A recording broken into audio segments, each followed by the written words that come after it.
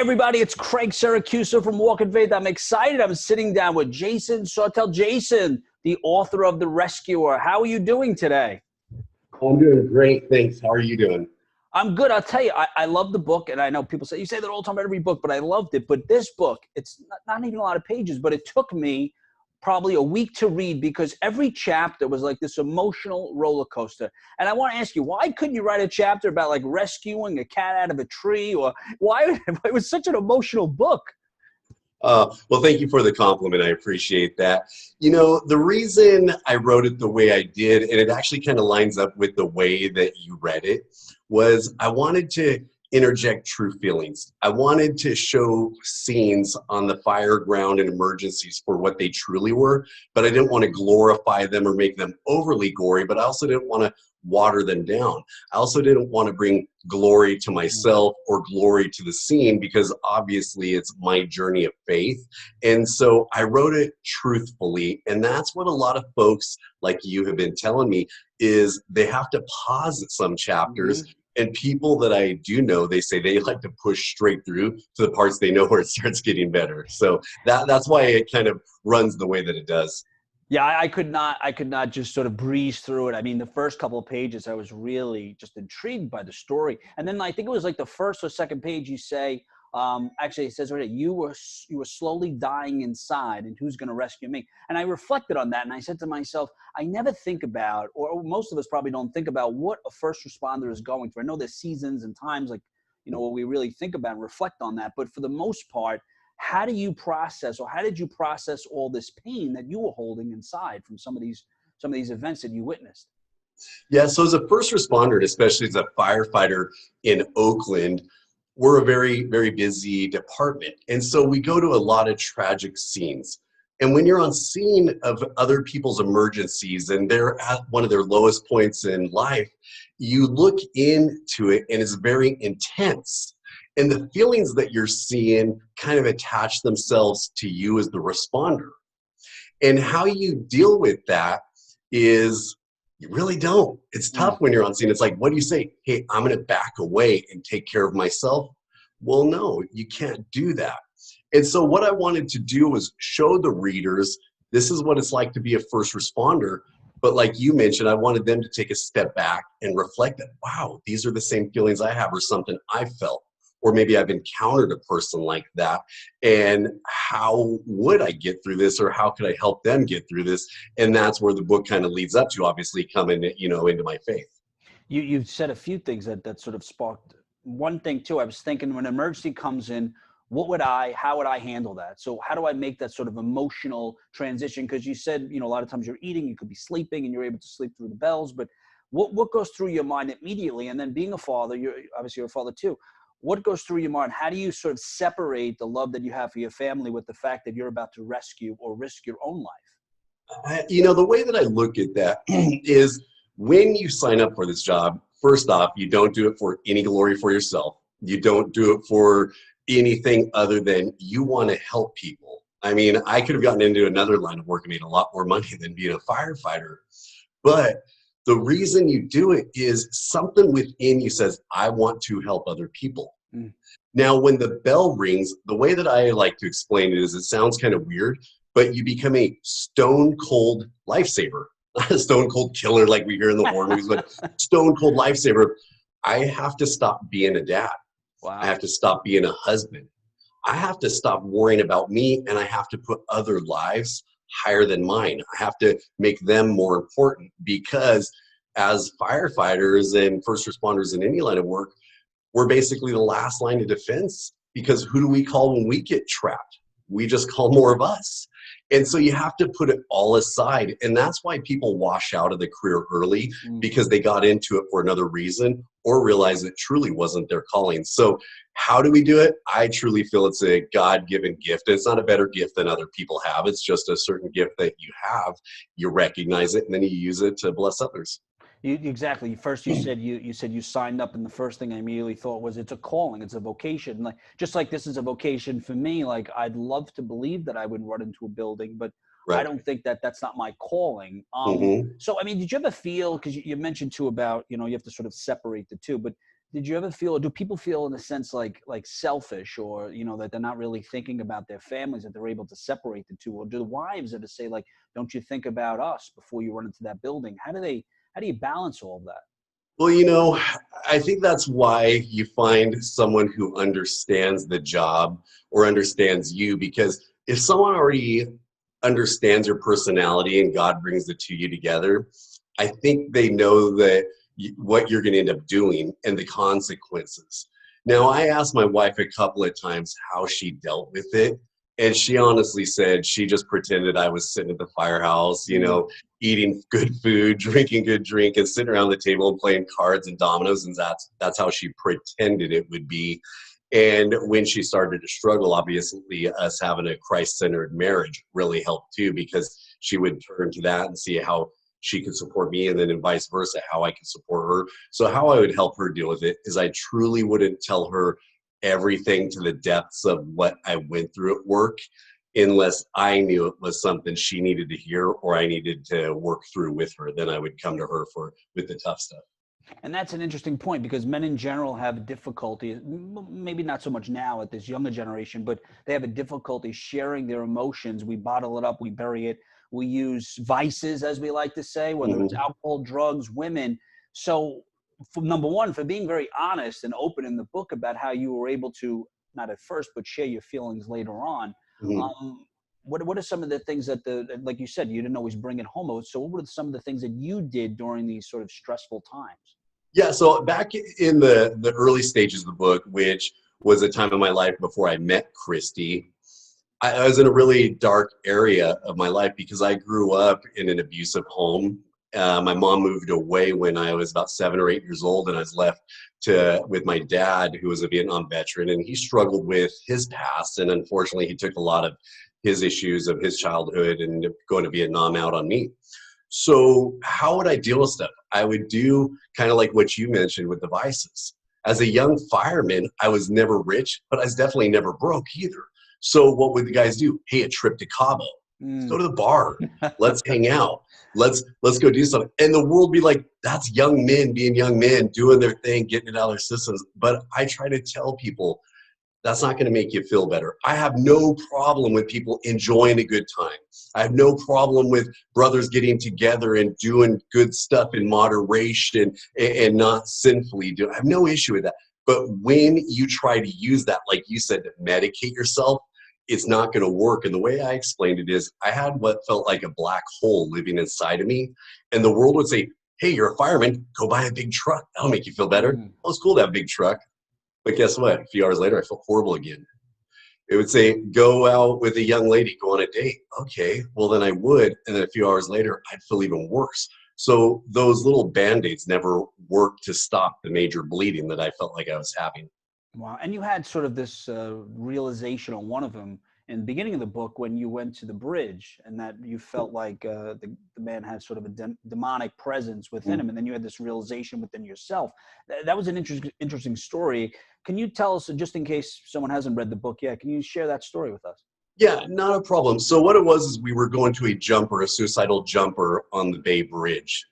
And when we got there, I could see a guy who was just like me. He was empty. He didn't have the goodness of God that comes from above into us. He had you could tell this world had just kicked him around. And it wasn't like he was a bad or evil man himself, but you can tell it was the evilness of this fallen world that was kind of driving him or pulling him off that bridge. And when I looked in his eyes, it wasn't like I saw a monster in there or a true picture of a demon, but I saw that emptiness. And the only way I can really explain that, I've tried to find ways to write it, is if you've ever seen a documentary on TV, and I'm not equating this guy with who I'm going to mention, but like Charles Manson, when you look in the eyes, it's just this look of like, what the heck is that? Well, this man wasn't an evil like that. But the emptiness, you could just look into his eyes. And I think we've all walked around in public and maybe have seen that, where someone is void of the Lord and something else is filling into them. And it just manifests in them in a way that you can see and feel. Well, that's what I felt for the guy. But what I felt was not evilness. I felt sadness out of him. And when he jumped and we locked eye to eyes because I was talking to him before he jumped, I saw myself in him because for 28 years, I walked alone as an atheist. And truthfully, I couldn't stand Christians because I was taught as a young man, whether you're a Catholic or whether you're a Baptist, y'all are just stupid church people. That's what was told to me. And when things like that are told you as a child, it sticks within you. And it just came to a point on that Bay Bridge where I saw myself becoming a jumper. Wow. And that story in itself, I mean, I don't believe in coincidences. You probably don't as well. There was so many things that lined up that, whether it was the traffic, the negotiator, that you were there. I mean, and when I look at the book, I guess at the end, when I think about reading it again, and if you think about it from the perspective that God was sort of always there. And, when you first read it, I'm like, is this even a faith-based book? Mm-hmm. Where is God in all this? Right. And then I'm thinking there's going to be, maybe there'll be one emergency and every chapter is somebody passing away. And I'm like, I couldn't process it. Now I look back and I don't want to get too far ahead of the book, but I look back and I said, if I was to reread this book, I would see that God was there every step of the way. And all those voices that you had about you're not good enough and you should take your own life and all this, obviously that wasn't God. That was the enemy. So at what point did you, I know you had, which I don't even believe, and I don't know if this is a true story, did you really go to church and they wouldn't let you in? That story alone, I said, or is that part of the book just to sort of enhance the story? Did that really happen to you? So this book is so true to life of everything I experienced.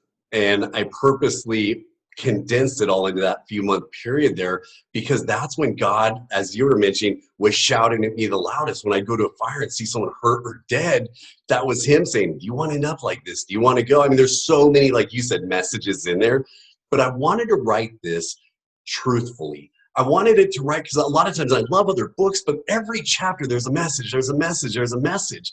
But a lot of times non-Christians or people that have turned away from the faith, they don't read that. But when they see a journey, a true journey of, man, this was just a messed up, jacked up time of my life, they catch on to it. And then, like you said, people go through it, they find the messages. A lot of churches are using it for studies. But to go back to what you were saying there, the church scene, I was at my lowest point. And I saw that people were going to this little church and they seemed happy. Well, being a California guy, as we started this interview, I realized this was going to be a TV thing. So I took off my t-shirt and put on a collar. I'm a pretty casual person. And I showed up dressed like a surfer, not thinking anything about it. But it was a very formal church. And the greeters turned me away because of the way I was dressed. And that crushed me. And that was when I hit my lowest point and I was actually ready to take my own life. And God sent someone into my life just to invite me out for waffles. And then God sent another person in my life. Then he gave me messages through the different scenes I was on, the different horrible things I was witnessing, and it just all clicked. And you think about it, like, because I don't know if I would call them greeters, maybe like you said, call them bouncers, but you think about all of that. And I like to look at each step. So like the fact that you were dressed like a surfer, the fact that you picked that church, the fact that those two guys were there and you locked eyes, all of those things lined up for you to get sort of that feeling of rejection, which led you to another stage in your life, your lowest point.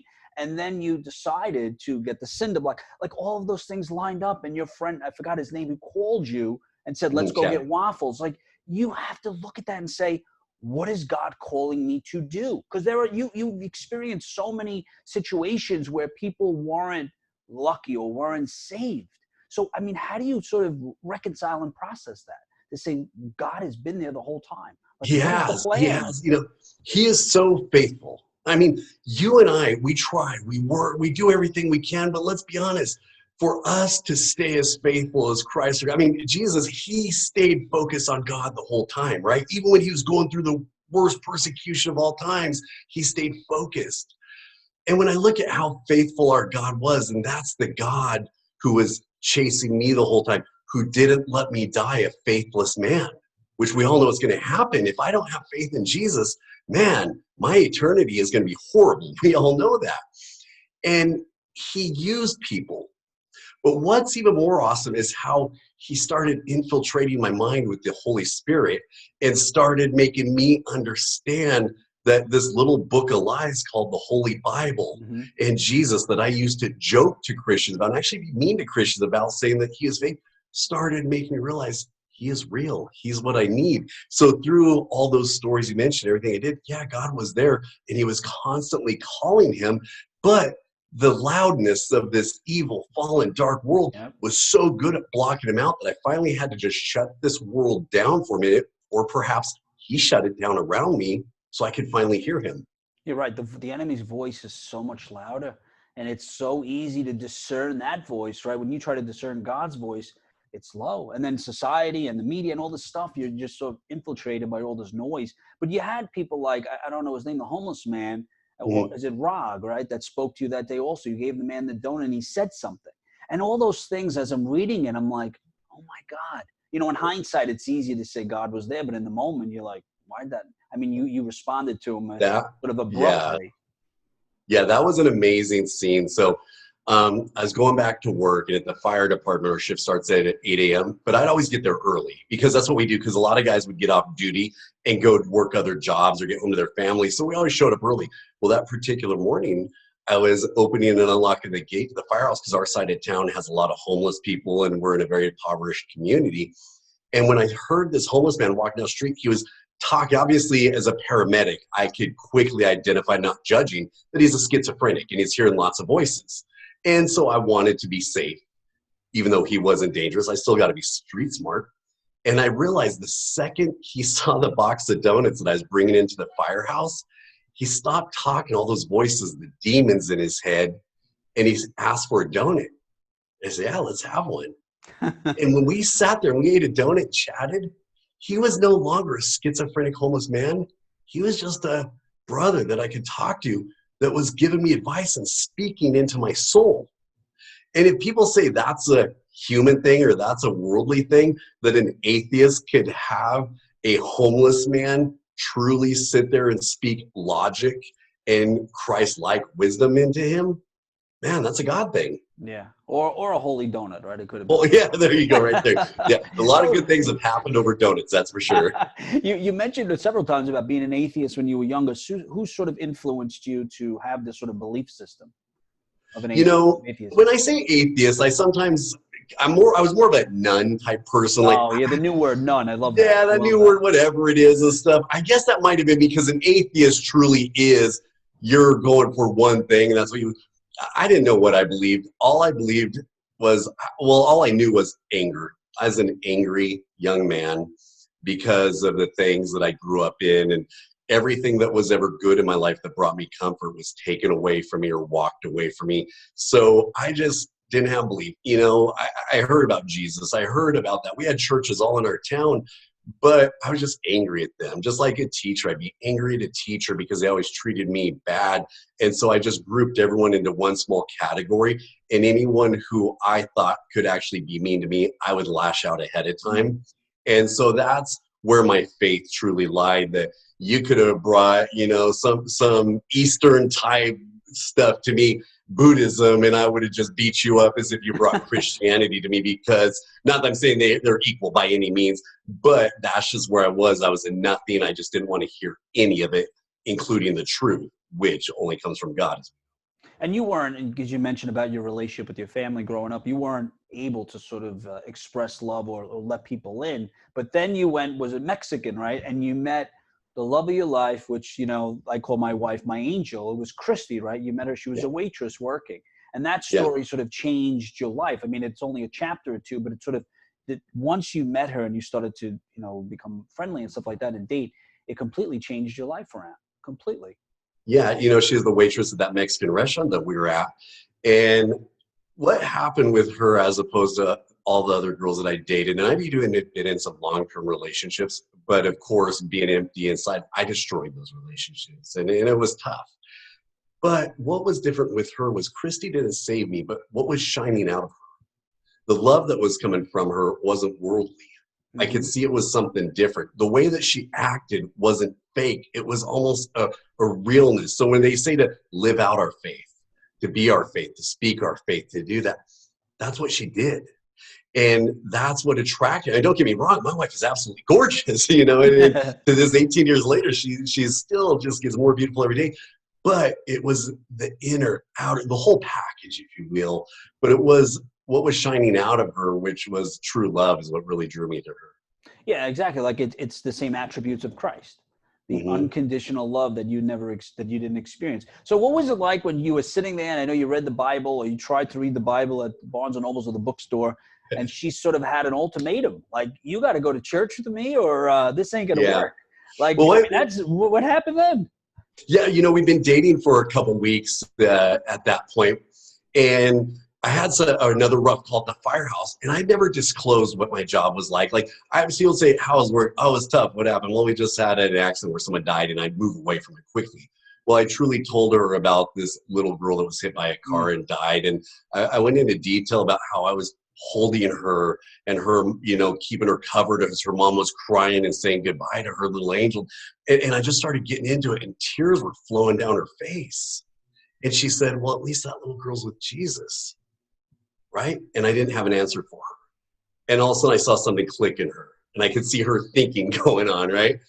And so later that night, we met up after she got off work for a cup of coffee.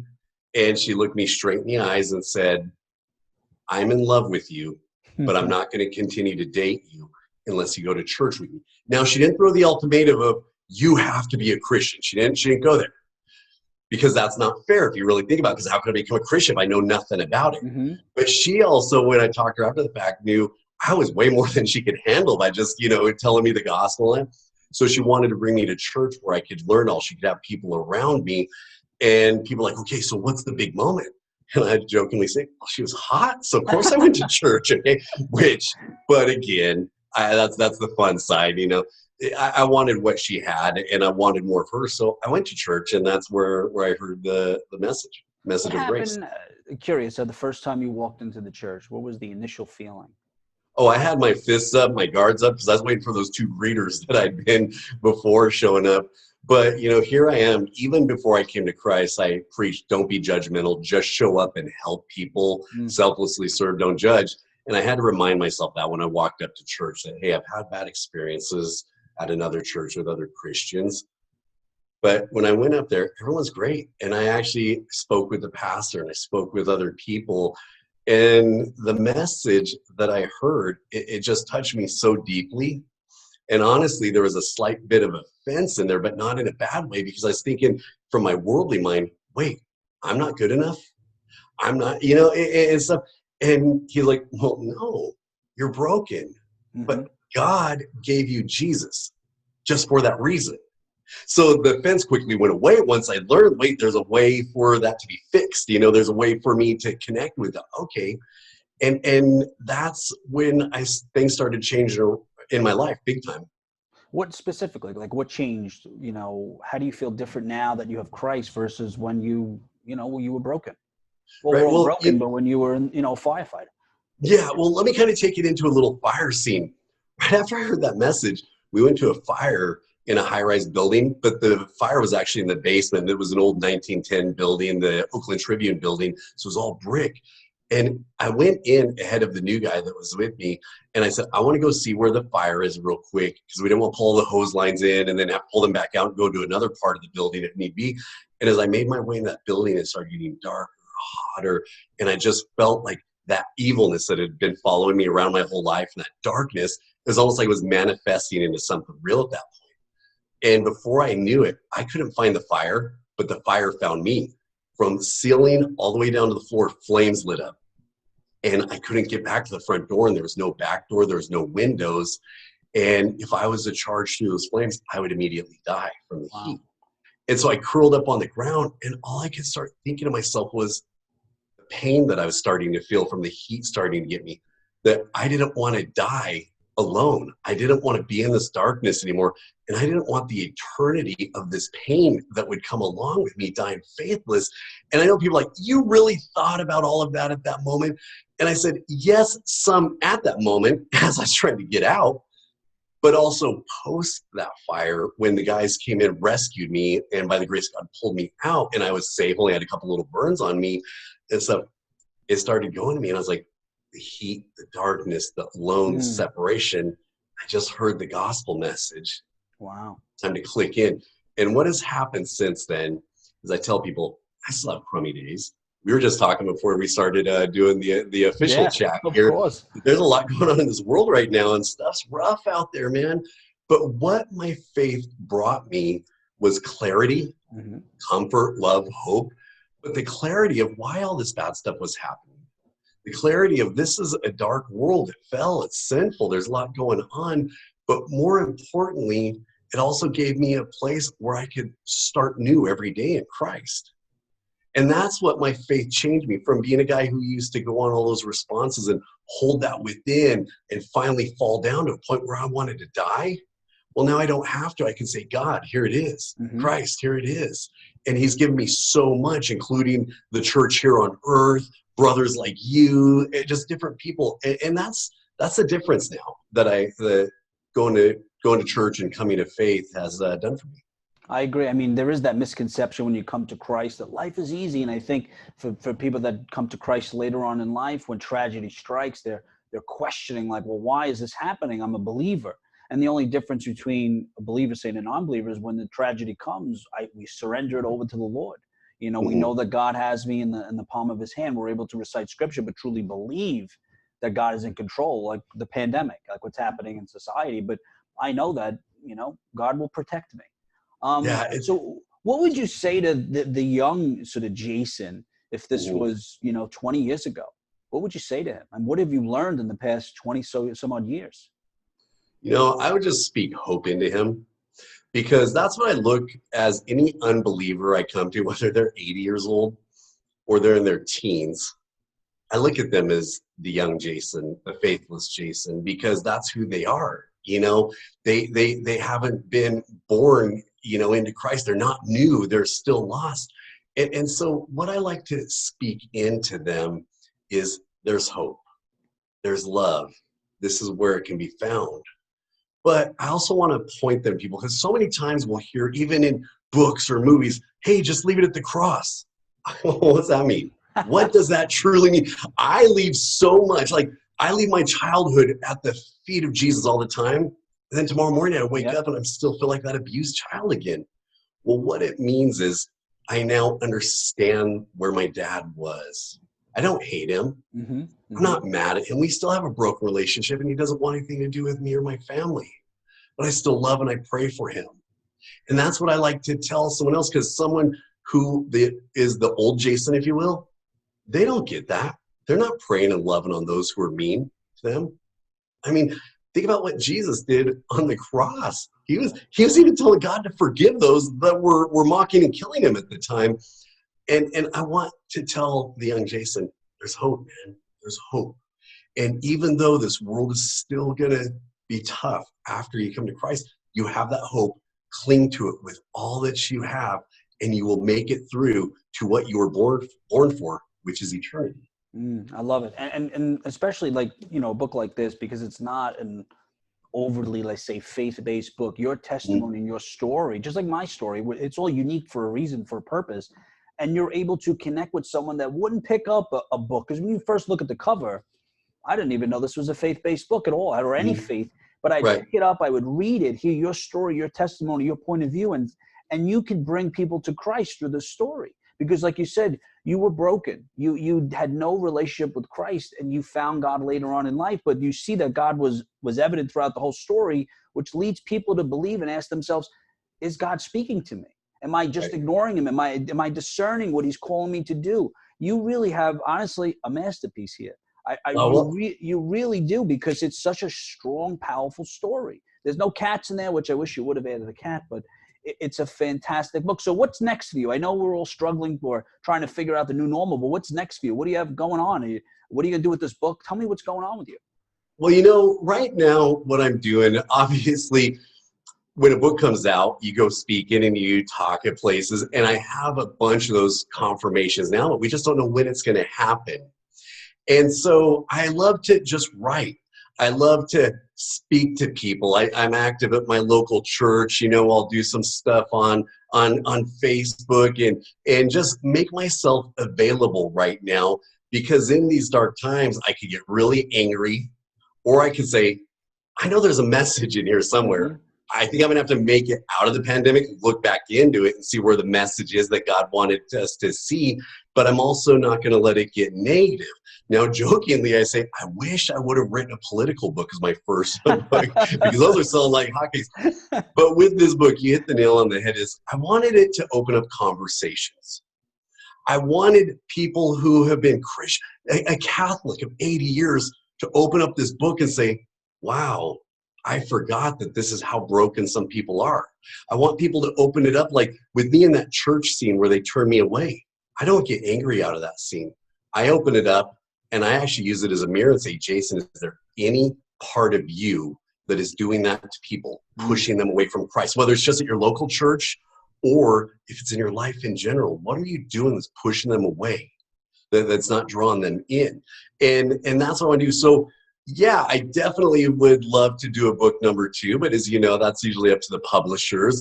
And being a high school dropout who's a fireman, I definitely need editors and I need some people to help me along the way, because I write everything, but they help me, bring the clarity to it. So book number 2, I'm really looking into that, but I think I'm still going to go off the theme of being a broken man, but truly start to use those lessons, tie a little bit of scripture to them, and point people more to their Bibles to help them understand a lot of the issues that I went through and see if they can relate to some of those. I think that's a great idea. And like you said, too, during the pandemic, we can sit and we can complain and we can find, or you could find the opportunity within the crisis. I've been writing about discovering your purpose, because this is a time where we're all sort of still. And I think God is really asking us the question that we need to ask ourselves is, what is your true calling? Like, what is your purpose? Now that you've chased money and fame and all of this, this is the time for us to reflect and say, is this what God's really calling me to do? Because we see what's happening in society and around us. So I really commend you. I would read your second book. You could put a flag on this one and maybe you could, put it out there and you'll probably sell 1 million copies. But Jason, it's been honestly a pleasure to sit and chat with you. God bless you. God bless you. Thank you so much for having me on, man. It's such a blessing to be able to talk with you and your audience. Thank you so much. Jason, always remember, guys, you have the ability to inspire and evangelize through your words and actions, and pick up Jason Sautel's new book. Fantastic. Like I said, it is a masterpiece. God bless you. Thank you. Have a great day, man. God bless you too. God bless.